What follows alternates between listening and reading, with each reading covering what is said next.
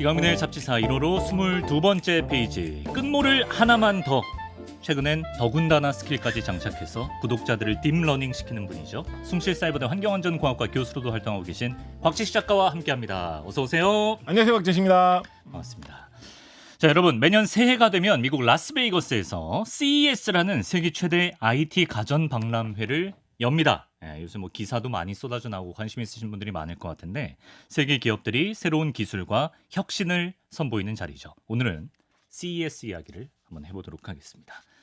일단 CES는 매년 왜 이렇게 화제가 되는 건지 그 이벤트의 중요성, 의미 어떤 게 있을까요? CES가 처음에 나왔을 때 이거를 컨슈머 일렉트로닉스 쇼라고 해가지고 소비자 전자제품 쇼, 박람회 뭐 이런 식으로 나왔던 행사였습니다. 네. 그래서 옛날에 70년대, 80년대부터 이거를 계속하면서 오래됐네. 뭐 빌 게이츠, 뭐 스티브 잡스, 뭐 이런 분들이 이제 거기서 활동을 하면서 신제품을 막 소개하고 새로운 기술의 뭐 미래에 대해서 막 이야기를 하고 뭐 이랬던 곳이기 때문에 네.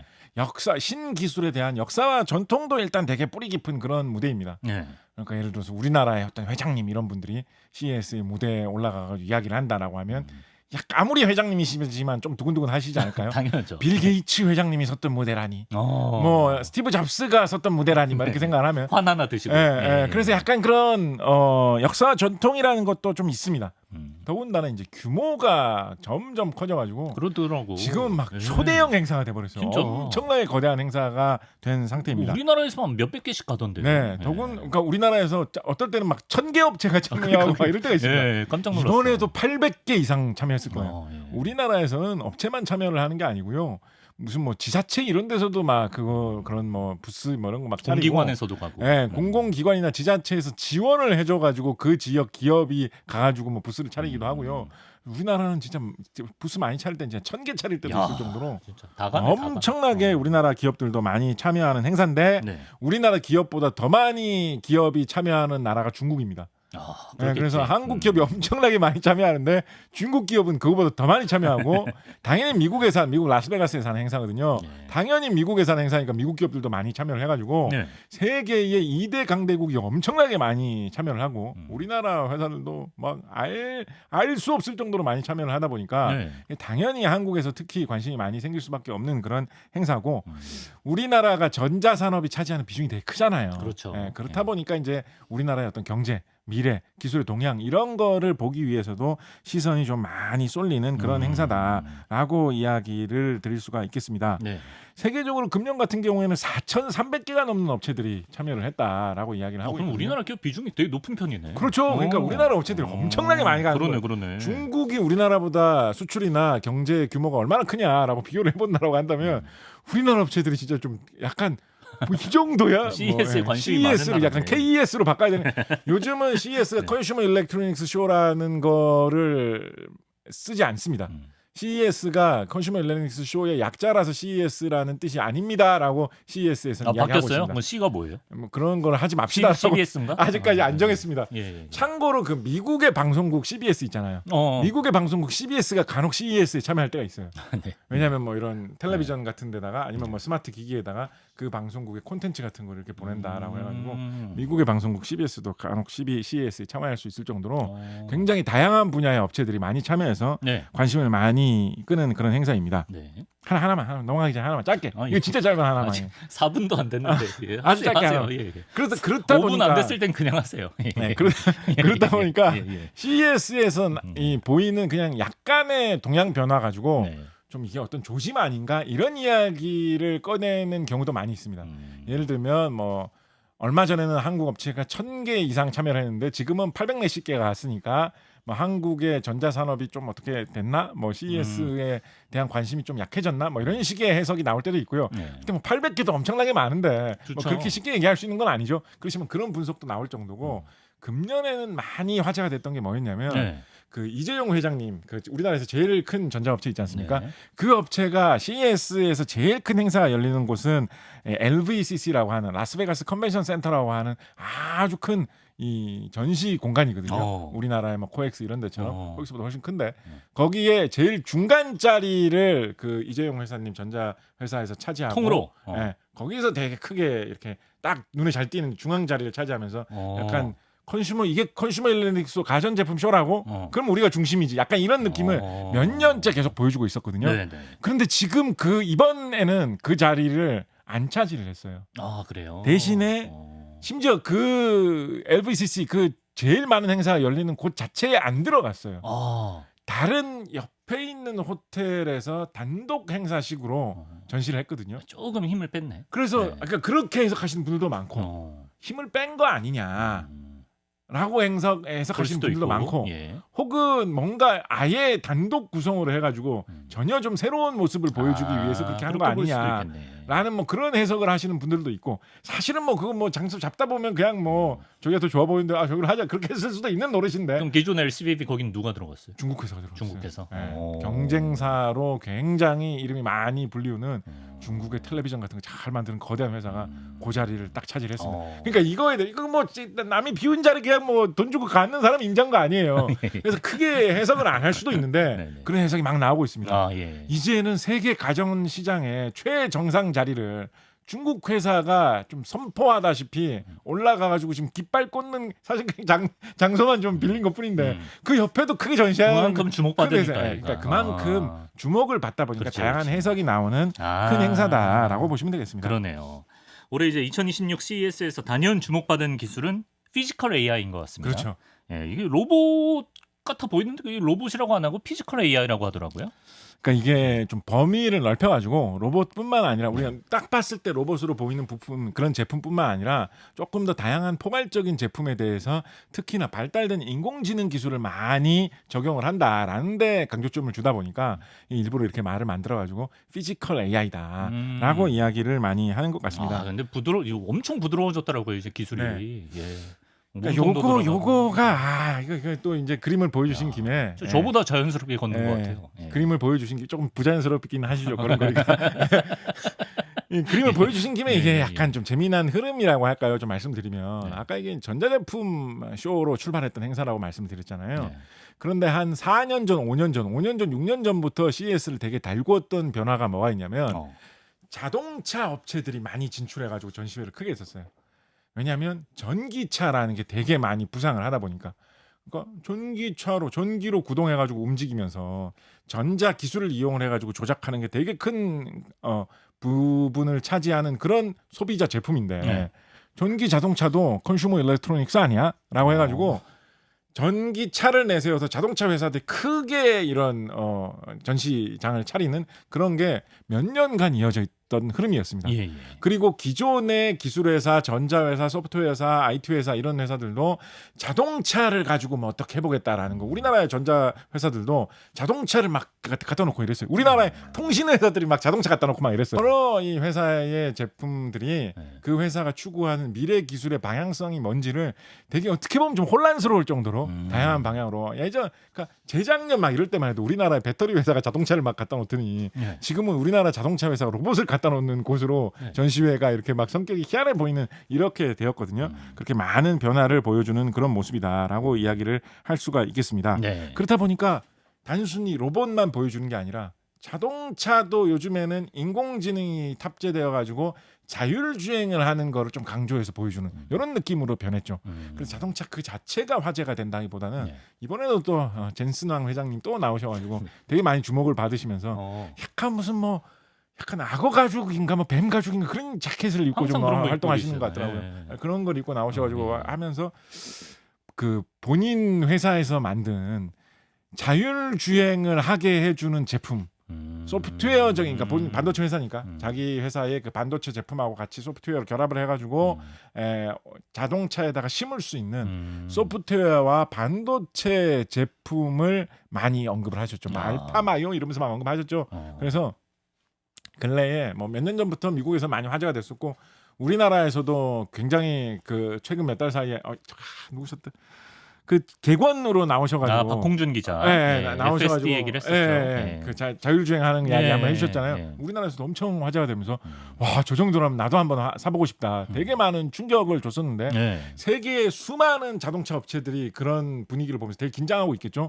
우리는 인공지능 기술, 전자 기술 이런 게 저 정도로 반도체 다루는 기술 저 정도로 발달 못해가지고 우리는 예를 들면 그 이탈리아의 농기계 브랜드로도 유명한 이런 브랜드 람보르기니. 이런 데서 우리 회사는 차는 멋지게 만드는데 트랙터도 멋지게 만드는데 우리 회사는 자율주행 이런 거는 잘 모르겠는데 이렇게 걱정하는 그런 자동차 회사들이 얼마나 세상에 많이 있겠습니까? 네. 젠슨홍 회장님이 딱 멋지게 나오셔가지고 우리 회사 제품을 심으시라고 그냥 그렇지.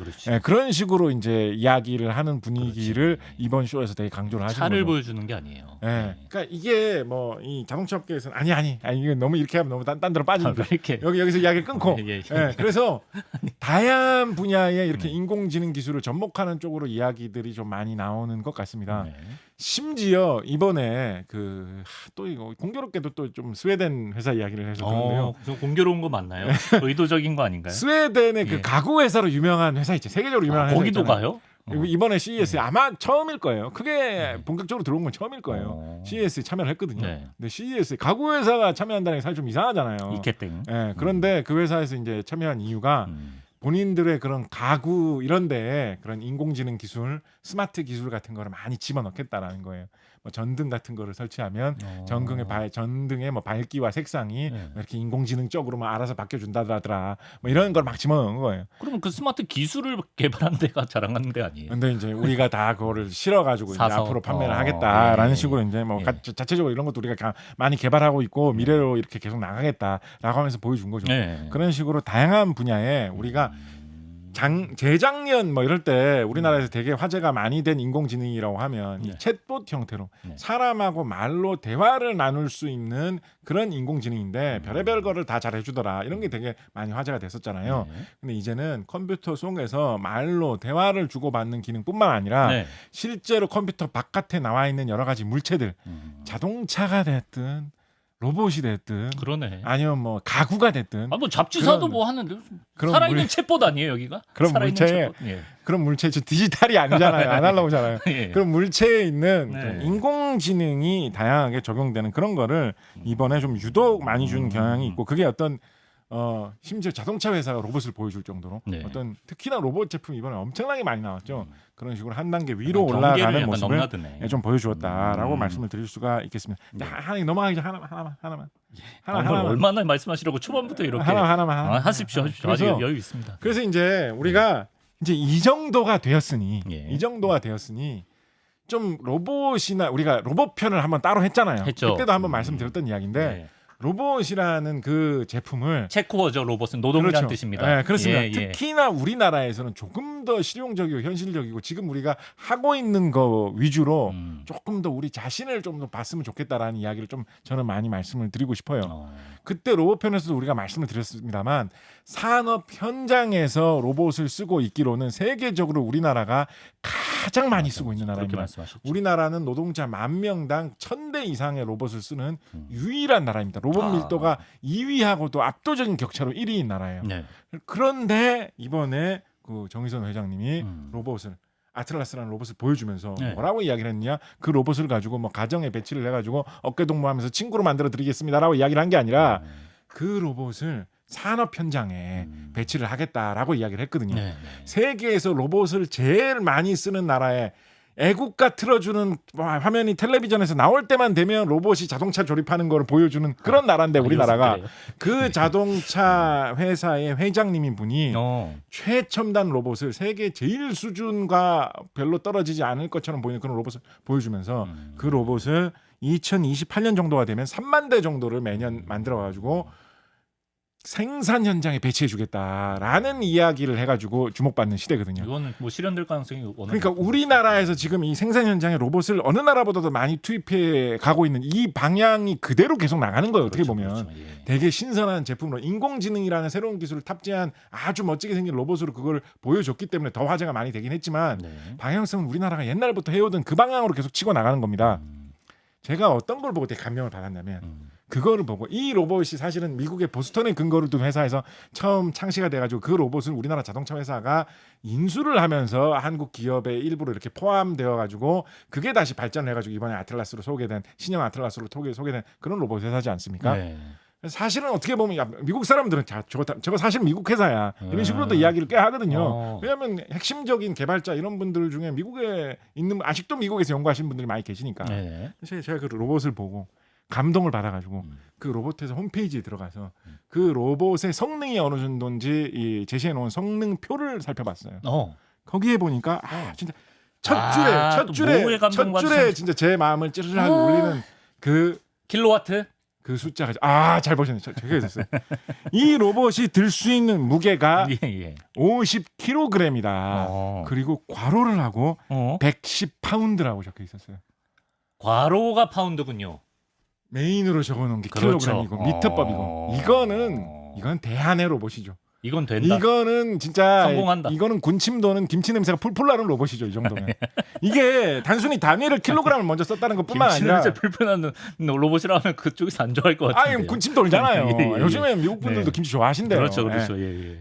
이게 50kg을 기준으로 써놓은 거예요. 110파운드가 안 맞아 떨어지는 단위잖아요. 그렇지. 그러니까 킬로그램 기준으로 이거를 생각을 하고 파운드는 나중에 그럼 뭐 파운드에 친숙한 이상한 분들이 있으시면 이것도 보시든가 하면서 나중에 달아놓은 거잖아요. 비미터법의 나라에서 그걸 보여준 거예요. 이게 어떻게 보면 지난번에도 말씀드린 이게 딴 얘기하면 해서 죄송한데 미국도 미터법을 안 쓰는 게 아니다. 같이 좀 덜 쓰는 것뿐이다라고 더 많이 쓰게 해야 된다고 말씀드렸는데 이 정도로 이제 들어오게 된 거거든요. 그래서 앞으로 이런 좀 현실적인 방향성을 봐야 된다.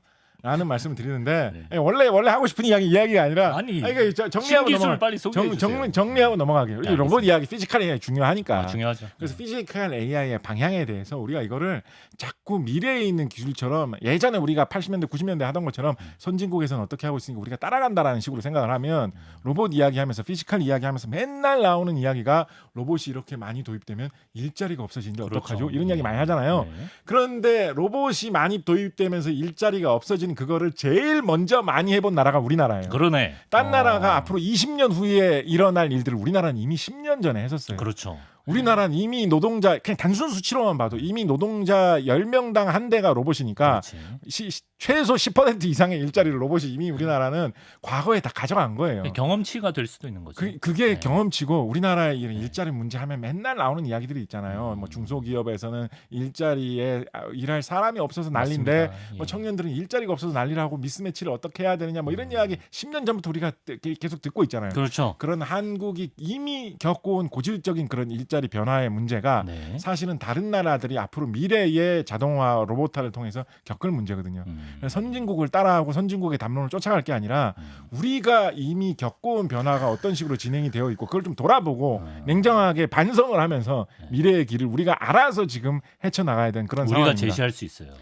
또 하나 이게 짧은 거예요. 이게 같은 방향에서 정리를 하면서 중요한 얘기하고 그런 계세요. 이야기도 많이 하잖아요. 우리가 앞으로 피지컬 AI, 로봇, 자동화 이런 게 많이 도입이 되면 언젠가는 로봇이 막 사람을 공격하면 어떡하느냐, 사람을 지배하는 이야기 많이 지배하면 어떻게 하느냐 이런 이야기도 되게 지긋지긋하게 많이 하잖아요. 많이 하죠. 근데 우리나라는 세상에서 산업 현장에서 로봇을 제일 많이 쓰는 나라이기 때문에 이미 예를 들어서 2011년하고 2020년 사이에 우리나라의 산업 로봇이 현장에서 사고를 일으켜가지고 사람을 친 사례가 이미 10년간 355건이 있었어요.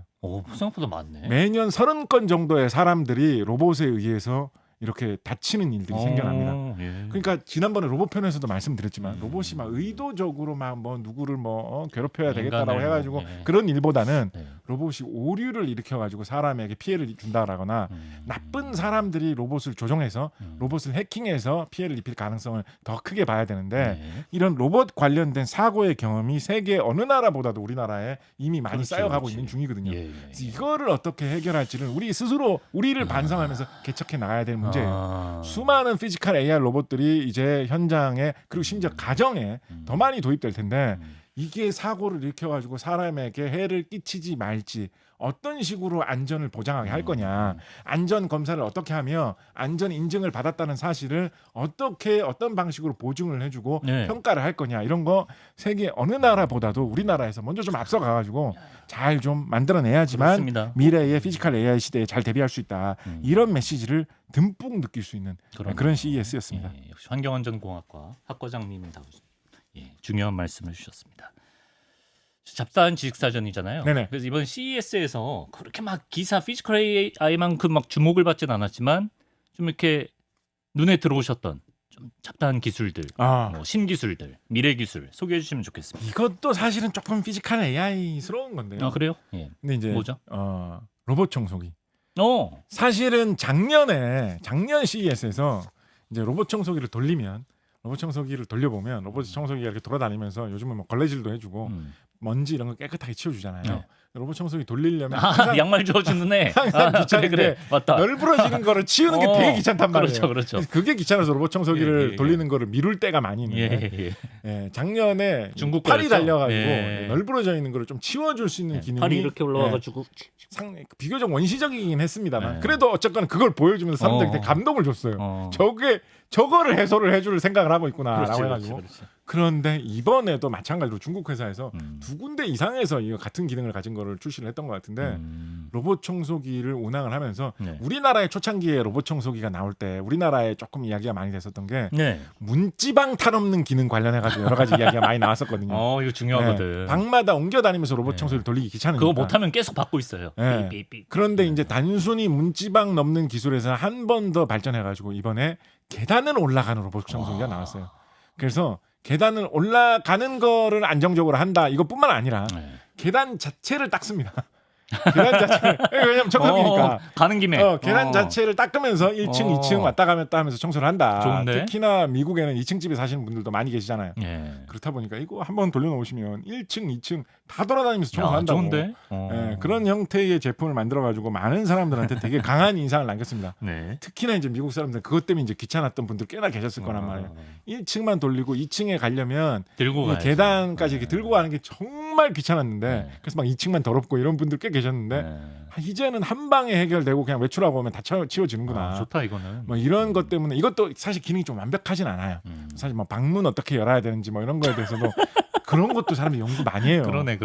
요즘에 이제 방문에 도어락 같은 거 방문뿐만 아니라 현관문도 도어락 이런 거 많이 설치하잖아요. 네. 그래서 이제 문하고 이 스마트 시대니까 네. 문하고 로봇 청소기가 서로 통신을 해가지고 그러니까 이제 그런 거지. 이제 집에 10대 어린이가 나 엄마하고 싸우고 있으니까 문 안 열어줄 거야 라고 하고 있는데 청소기가 올 때는 문이 저절로 열린다. 뭐 이런 거를 이제 하겠다 이런 구상 막 나오고 있거든요. 그래서 이제 이런 식으로 계속 발전하는 모습을 중국 중국 청소기 업체들이 좀 보여주고 있습니다. 근데 이거를 보면서 산업의 큰 흐름 같은 것도 되게 작년에 이어서 강하게 보인 게 뭐냐면 중국의 이런 업체들이 전형적으로 시장에 파고드는 그런 모습을 잘 보여준 것 같아요. 어떤? 예를 들어서 뭐 청소기를 예로 말씀을 드리면 로봇 청소기라는 거를 지금부터 거의 한 20년 전에 처음으로 세상에 보여줘가지고 되게 신선하다, 기능이 좋다라고 해가지고 되게 감동을 많이 줬던 업체는 사실은 미국 업체였거든요. 미국에서 IT 이런 거를 잘하는 분들이 미국 사람들의 그 라이프 스타일 같은 거를 잘 생각을 해가지고 좀 이렇게 비싼 제품이지만 청소하는 거 귀찮을 때 이거 돌리면 좋다라고 하면서 팔릴 거다.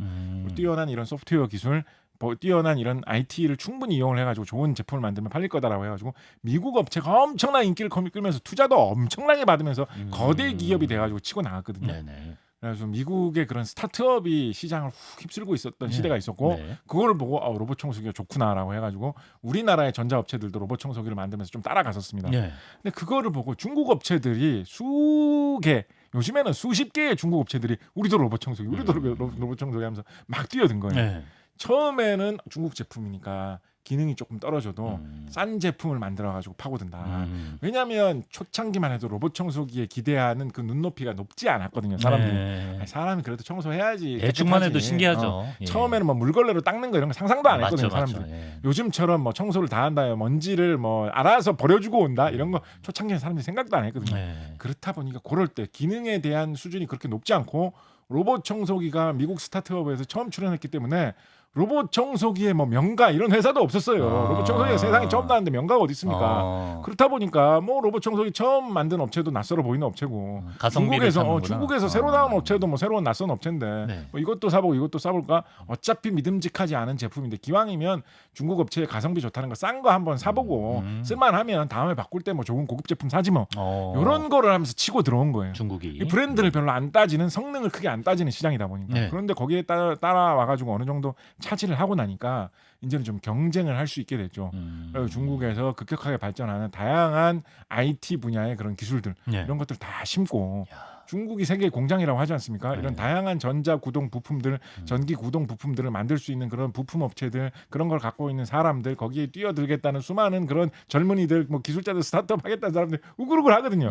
그런 사람들이 다 들어와가지고 나도 로봇 청소기 하다 보니까 로봇 청소기라는 새로운 시장에서 갑자기 쑥쑥 중국 업체들이 자라난 거예요. 네. 그래서 지금은 그 로봇 청소기 바람을 처음 일으켰던 미국 회사는 이 회사가 막 파산 절차를 고민하고 있다 이런 뉴스 작년 연말에 한번 그렇습니까? 나왔었고 예, 예. 굉장히 힘들게 막 돌아가고 있는 판국인데 중국 업체들은 그 치열한 중국 내의 경쟁 속에서 훅훅 치고 올라가지고 지금은 세계 로봇 청소기 시장에 정상을 차지하고 있죠. 그러네. 그래서 로봇 청소기 중에 제일 좋은 제일 고급 제품을 산다라고 하면 요즘은 한국 소비자들이나 미국 소비자들도 중국 제품을 한번 보는 그걸 먼저 보는 이런 세상으로 바뀌었거든요. 흐름이 바뀌었어요. 그러니까 중국 업체들이 이거를 이렇게 뭐랄까요 돌파구로 이용을 해가지고 다른 전자 제품도 막 밀어붙이는 거예요. 로봇 청소기 최고 제품을 만드는 이 중국 회사인데 다른 전자 제품도 한번 안 사보시겠습니까? 우리가 프리미엄이에요. 이러면서 막 들고 나가는 거예요. 예. 그러다 보니까 다른 여러 관련된 분야의 브랜드 가치도 높이면서 다양한 전자 시장을 파고 들어온 이런 거를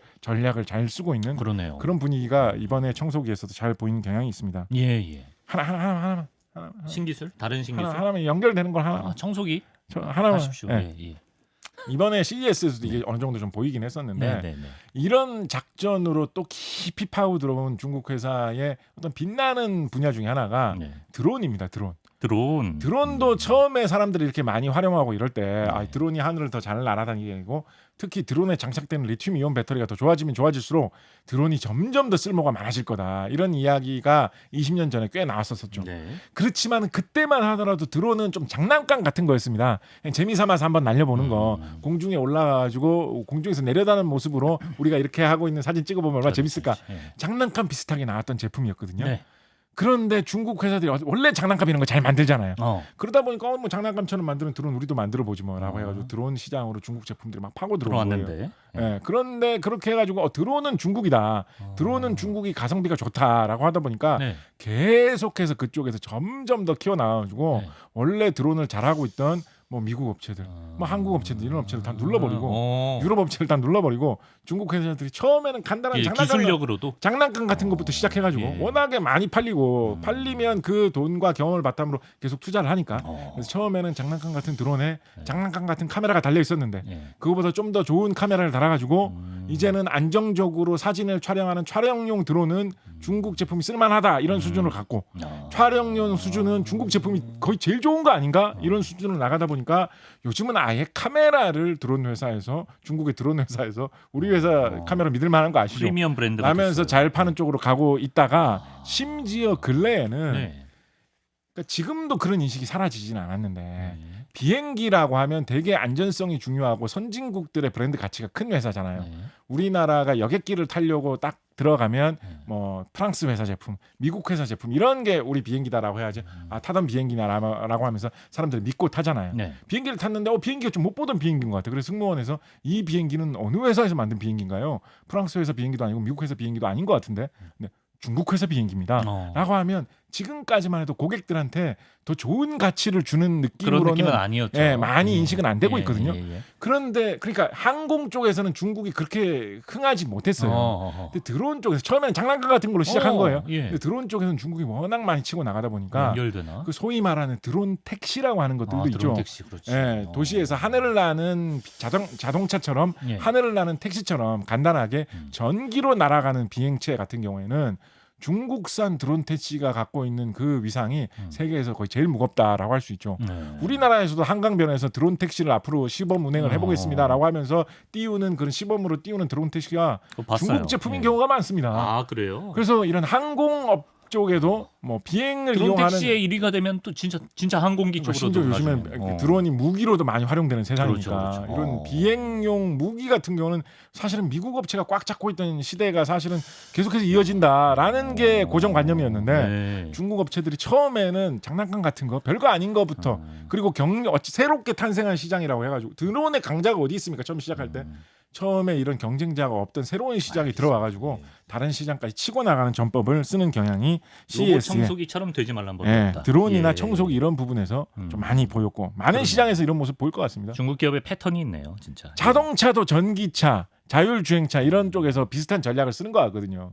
그 비사 뭐 그런 거. 전기차라는 건 좀 새로운 시장이잖아요. 그래서 그런 경향이 좀 많이 보이는 것 같다. 이런 느낌을 받았습니다. 그러네요. 이제 스마트폰 대신 스마트 안경의 시대가 올지도 모른다. 이런 얘기가 있습니다. 구글도 개발 중이라고 하고 삼성도 이러면 내년 2017년에 출시한다는 뉴스가 있었는데 이번에 CES에서 비슷한 기술들이 좀 나왔나요? 그렇습니다. 스마트 안경?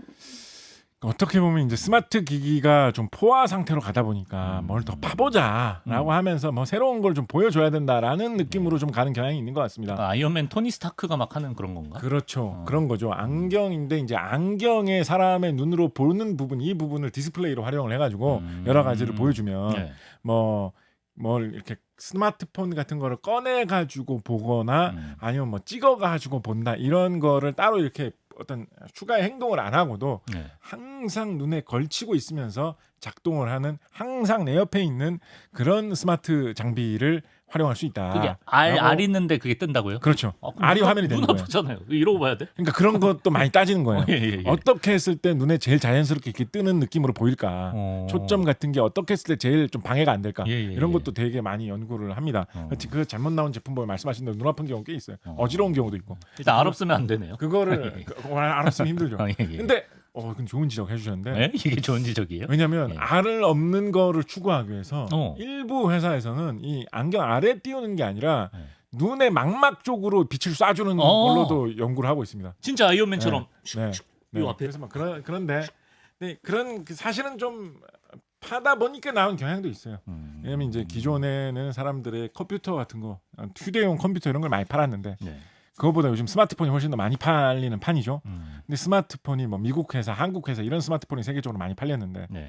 그래서 이제 뭐 그 회사가 세계 시장을 나눠 먹지 않을까 이런 기대가 나왔던 게 10년 전인데 지금은 중국 회사들이 또 너무 많이 따라왔거든요. 세계 시장, 중국 시장에서 말할 것도 없고 세계 시장에서도 이제 중국 회사의 덩치가 너무 커졌거든요. 그러니까 다른 데를 파야 된다라고 해가지고 보다 보니까 뭐 시계도 한때 많이 팠었죠. 시계도 많이. 작년에는 반지를 좀 팠습니다. 반지. 스마트 반지. 네, 시계보다 더 좀 가볍고 더 오래 더 좀 무리 없이 끼고 가고 있는 걸로 작년에는 반지도 좀 파고 이랬었는데 또 새로운 걸 파보려면 남은 게 없나? 안경으로 한번 파보자라고 해서 이제 안경 쪽으로 좀 진행이 되고 있는 경향이 있습니다. 근데 이제 이게 한편으로 보면 좀 뭐랄까요 쓸쓸하다고까지는 아닌데 이 기술의 부침이랄까요 유행의 부침을 좀 볼 수 있는 걸로 좀 어떤 게 있냐면 코로나 시국 그러니까 4, 5년 전 시기에 정말 유행처럼 우리나라를 휩쓸었던 우리나라뿐만 아니라 전 세계를 메타버스 유행어로 그래. 메타버스라는 말이 이제 있었어요. 뭐 메타버스 시대가 지금쯤이면 뭐 당연한 것처럼 얘기했는데 그래서 수많은 회사에서 엄청 저커버그 회장님 막 회사 이름도 바꾸고 막 엄청난 돈을 들여가지고 앞으로 메타버스 시장이 뭐 얼마나 된다 뭐 이런 게 4년 5년 전에 뜨거웠던 적이 있었거든요. 요즘 메타버스라는 말이 그때에 비하면 쑥 들어갔죠. 훨씬 안 쓰이고 있어요. 그나마 작년 CES 같은 경우에 메타버스에 그게 아직 좀 살아있다라는 식으로 해가지고 뭔가 가상현실로 할 수 있는 뭐 그런 거를 작년 시장에 좀 이렇게 막 보이는 그런 게 작년 CES 좀 남아 있었는데 금년에 그 메타버스에 적어도 이 메타버스란 유행어 자체는 좀 이렇게 사그라든 느낌이 좀 있습니다. 그렇지만 그래도 그동안 이렇게 해오던 기술 자체는 날아가지 않았다. 그동안 쌓아와서 발전시킨 그 유산은 그대로 남아서 간다. 라는 흐름을 보여주는 게 어떻게 보면 이번 CES에서 유행했던 이런 스마트 글라스 위주의 스마트 글라시즈 그런 안경 위주의 제품들이 메타버스의 유행이 한번 크게 타올랐다가 꺼진 그 후의 상황을 좀 보여주는 그 기기가 진짜 대세가 될 수도 있죠. 뭐 이렇게 막 거대한 뭐 이런 VR 기기를 끼고 막 가상 현실의 세계 속에 들어가가지고 막 하늘을 날아다니고 헤엄을 치고 막 이런 거를 보여주면서 뭐 어떻게 하고 이제는 현실 세계에서 일을 하는 게 아니라 그 메타버스 세계 속에서 하늘을 날아다니면서 동료들하고 같이 대화를 하면서 일을 하세요. 뭐 이런 거를 이야기하던 시대에 그 열기가 조금 사그라든 다음에 그건 조금 과할 수 있지만 과할 수 있으니까 뭐 그거 좋아하시면 그거 하셔도 되는데 일상생활에서 그냥 자연스럽게 어울리는 안경을 쓰시면서 추가적으로 인터넷 세상에서 혹은 인공지능이 보여주는 정보를 부드럽게 어울리는 느낌으로 보시면서 이렇게 활용을 해보시면 어쩌냐 이런 쪽에 약간 그런 타협 그런 느낌을 좀 볼 수 있는 제품이죠. 뭐 하나만 메타버스 관련해서 하나만. 현재 기술로 홀로그램도 가능한가요? 이런 질문이 가능하죠. 얼마나 또렷하게 얼마나 자연스럽게 보여주느냐의 문제지. 홀로그램 기술도 이미 20년 전에 꼭 입체적으로 보여줘야만 하는 거 이런 거는 홀로그램으로 기업의 뭐 회의 장소나 연구실 이런 데서 꽤 썼습니다. 예를 들어서 뭐 입체적 그러니까 좀 쉽게 생각하려면 뭐 비행기의 날개라든가 뭐 우주선의 어떤 그런 바람 맞는 부분 이런 거를 3차원적인 입체적인 모양으로 이렇게 잘 정확하게 각도를 잘 맞춰가지고 이렇게 설계를 해야지만 제일 효율적으로 날아가겠죠. 네. 그런데 그거를 도면으로만 그려가지고 이렇게 보면 앞모습, 뒷모습, 옆모습만 그려져 있는 2차원적인 종이에 나와 있는 것만 보면 이 입체적으로 실물을 만들어 보면 어떤 느낌이야. 그렇죠, 잘 안 그렇지. 보일 수 있잖아요. 그렇지. 이미 20년 전부터 그런 거 그렇죠. 홀로그램 같은 걸 띄워서 보곤 했었습니다. 앞으로 이제 점점 더 많이 쓰일 가능성이 있는데 그렇습니다. 하나만 더 하시죠. 네. 하나만 더 뭔가. 그래서 저는 메타버스 한참 유행할 때 네. 지금도 저는 이 생각이 안 바뀌었는데 한참 유행할 때 김상환 대표님이라는 분이 사실 이 대표님이라는 분 제 친구예요. 네, 제 옛날 친구인데 이분이 하셨던 말씀이 전 기억에 남아요.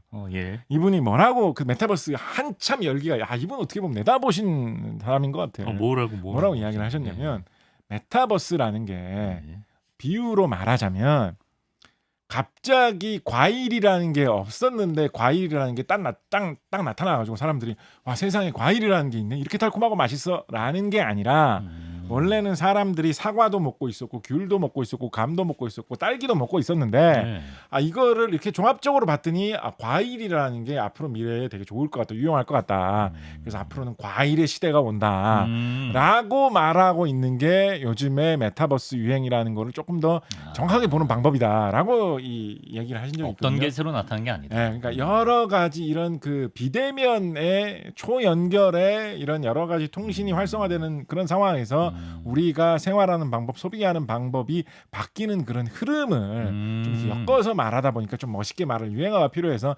메타버스라고 이야기했던 그런 경향이 강한 것이지 꼭 뭐 가상현실이 들어가가지고 그 새로운 걸 해야만 메타버스는 아니다. 그런 거를 이 김상환 대표라는 분은 강조를 하셨는데 많이 친한 친구인가요? 초등학교 때 많이 친했어요. 오랜 친구네. 그런데 그 흐름대로 정말 좀 온 것 같아요. 그렇습니다. 네. 그렇습니다.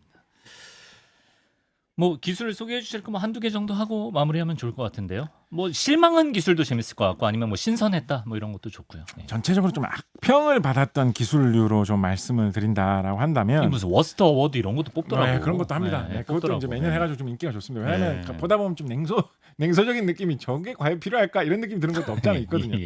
근데 이번에 뭐 구체적인 어떤 회사 무슨 제품을 찍어가지고 말씀드리면 좀 미안하기도 하고 그러니까 전체적인 동향에 대해서 말씀을 드리면 이렇게 뭐 사람 곁에 항상 있는 거 뭐 사람이 항상 이렇게 들고 다니는 거 뭐 이런 류의 방향성으로 제품들이 많이 나오다 보니까 개인 정보 관련해 가지고 좀 안 좋은 평가를 받았던 제품들이 확실히 사람들이 보기에 좀 껄쩍지근하다 이런 게 좀 있었습니다. 예를 들어서 어떤 제품 중에는 그 제품을 사용하다 보면 주변을 이런 식으로 항상 촬영하거나 항상 주변에 대한 여러 가지 정보를 이렇게 입수를 하는 형태의 그런 제품으로 전시를 한 게 있었거든요. 근데 그 제품의 그 사용 약관 그거를 이 홈페이지에 들어가서 이렇게 보다 보니까 사용 약관의 문구 중에 개인 정보에 대해서는 우리 회사는 책임지지 않습니다라는 내용이 과감하게 적혀 있는 거예요. 이제 이 회사에서는 지금 이렇게 이제 시험적으로 나온 단계고 하다 보니까 좀 걱정되긴 했었겠죠. 이 제품은 진짜 어마어마하게 많은 주변에서 일어나는 모든 일들을 다 기록할 수 있는 그런 건데 여기서 무슨 개인 정보 때문에 무슨 사고가 터질지 모르는데 그걸 우리가 어디까지 보장해야 된다라고 말하기는 쉽지 않은데 그렇다고 해서 우리가 제품을 출시를 안 할 수는 없고 그러니까 일단 책임질 수 없다라고 해놓고 출시를 하자라고 하면서 이렇게 어쩔 수 없이 그렇게 내놓은 것 같거든요. 근데 이제 소비자 입장에서 그거를 지금 당장 사용한다라는 입장에서 생각을 해보니까 너무 이게 껄쩍지근한 거예요. 그래서 이런 식의 개인정보 문제 때문에 안 좋은 평을 받았던 제품들이 꽤 있고 그리고 말씀드렸던 대로 뭐 이렇게 항상 뭐 요즘은 뭐 심심하면 다 카메라가 달려있고 뭐만 하면 제품들이 막 말하고 막 이러잖아요. 자꾸 뭐 요즘 이번에 무슨 제품도 나왔더라 무슨 뭐 커피 내리는 기계인데 유럽 회사 제품이었던 것 같은데 커피 내리는 기계인데 말 걸면 막 대답하고 뭐 이런 거 나왔어요. 막 다 뭐만 하면 인공지능과 연결해가지고 막 대화하고 대화를 한다라는 건 다 듣는다라는 말이잖아요. 그러니까 이게 개인 정보와 관련된 게 계속 많아지는 추세인데 그거에서 이렇게 개인 정보를 잘 못 지킬 만한 거. 커피 머신이 다 듣고 있다고. 혹은 뭐 해킹을 할 수 있는 가능성이 있다라는 얘기잖아요. 뭐 카메라도 있고 뭐 이렇다 그러면 얼마나 개인 정보 위협이 되겠습니까? 그러니까 이런 거에 대해서 사람들이 많이 위협을 느낄 상황인데 그거에 대한 방어에 대해서는 이야기가 좀 없는 제품들이 특히 눈에 띄는 게 있어서 실망을 좀 가져온 게 있었습니다. 이렇게 선생님을 유심히 바라보다가 웨어러블 제품 하나 아이디어가 떠올랐는데 어떤 게 떠올랐죠? 넥타이를 항상 하시잖아요. 네네. 넥타이에 이제 시간을 재는 거야. 1시간. 분량이 1시간이다 그러면 네. 점점 게이지가 차. 하나만 하면 좀 늘어나는 거죠. 아니 안 늘어. 하나만 안 늘어나. 쩍쩍쩍 늘어나면 있을 이유가 없죠. 하나만 그럼 늘어나줘야죠. 1시간 하면 성대를 막는 거야. 아니, 착 이러면서. 하나만 이러면 쫙 늘어나줘야죠. 네. 그런 하나만 말씀하시죠. 그리고 이제 또 추가로 예. 또 비슷한 맥락에서 또 여러 제품들에서 저건 좀 별론데라고 하면서 좀 이야기가 나온 게 뭐냐면 많은 회사들이 요즘에 이 세상이 돌아가는 걸 보면서 특히나 이런 CES에 참여하는 회사처럼 이렇게 제품을 실제 물건을 파는 제품 회사들이 되게 우리는 제품 이렇게 만들어가지고 힘들게 돈 버는데 어떤 회사들은 되게 쉽게 돈 버는 것 같다라고 하면서 되게 아쉬워하고 있는 게 가입을 해가지고 구독료를 내는 제품들을 실물을 판매하는 회사들이 되게 부러워하고 있거든요. 실물을 그러니까 전자제품 같은 걸 만들어 파는 회사들은 전자제품을 한 번 만들어서 팔고 그 마진을 수익 차액을 남기면 그걸로 끝이잖아요. 돈 버는 게 거기서 끝나잖아요. 그렇죠. 혹시나 그 제품에 무슨 문제가 생겼다라고 하면 나중에 그거 보증받죠. 뭐 이렇게 뭐 수리해 준다 이러면서 오히려 지출이 더 생기고 이익이 더 깎이잖아요. 그래서 그거를 되게 힘들게 생각을 하는데 신제품 개발해서 팔 수 있는 기회가 사람당 한 명밖에 없다라는 거에 대해서 되게 아쉽게 생각을 하는데 예를 들어서 무슨 뭐 OTT 업체 이런 업체들은 가입을 한 번을 시키면 달마다 돈을 벌잖아요. 달마다. 그렇죠. 그걸 되게 부러워하거든요. 이런 실제 물건을 한 번 팔아가지고 돈 버는 업체들이. 그래서 이게 뭐 몇 년 전부터 생긴 흐름인데 이런 실물을 판매를 하는 회사들이 뭔가 이렇게 구독을 모델을 만들어 보려고 되게 노력을 하고 있습니다. 예를 들어서 뭐 전자제품을 사가지 마시고 구독을 하시라고 그런 거를 많이 하고 있어요. 근데 그 제품은 한 명만 쓸 수 있잖아 어차피. 그렇죠. 그래서 그런 걸 많이 하고 있는데 요즘에 인공지능이 많이 들어오다 보니까 인공지능 기능이라는 거는 뭐 요즘 안 그런 제품도 일부 있습니다만 대부분 그 인공지능을 운영하는 그 회사 데이터 센터 그 회사의 서버 이런 거하고 인터넷으로 연결을 해가지고 우리가 이 챗봇으로 한 인공지능 이런 거 많이 사용하듯이 연결을 해가지고 답변을 주고 받아오는 거잖아요. 대화를 하면 그 로봇이 직접 그 자리에서 대화를 하는 그런 것도 물론 있지만 대부분 로봇한테 말을 걸면 그 로봇이 인터넷으로 연결된 그 본사의 컴퓨터에 우리 주인이 저렇게 말했는데 뭐라고 대답할까요? 이렇게 계산을 해가지고 뭐라고 대답해라 라고 하면 그게 태평양을 건너가지고 미국으로 와가지고 다시 대답을 하는 그런 형태로 작동이 되는 게 많잖아요. 그렇다 보니까 그 인공지능 기능을 계속 쓰기 위해서는 한 달에 얼마씩 구독료를 내고 구독을 해라 이런 제품들이 좀 많아지는 추세거든요. 그런데 이제 사람들이 여기에 대해서 좀 피로감을 느끼는 게 있어요. 별의별 제품들을 다 구독을 하라고 한다. 피곤해요. 옛날에는 뭐 사소한 제품 같은 거 구독 안 하는 실제로 그 제품이 있어서 지금 말씀드리는 거 아닙니다. 예를 들면 뭐 냄비를 구독을 하라고 한다. 예를 들어서 이런 제품이 있어서 말씀드리는 거 아니에요. 실제로 이 CES 이 제품 나왔다고 해도 제가 그거 비판해서 드리는 말씀은 아닙니다.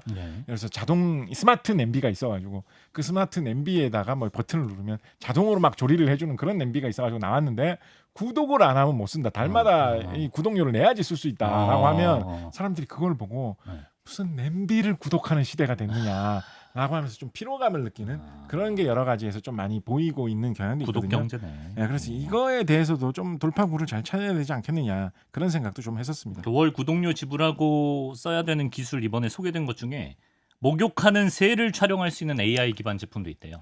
목욕하는 이 버드 새 저런 것까지 나오고 있습니다. 별 생각이 없으시군요.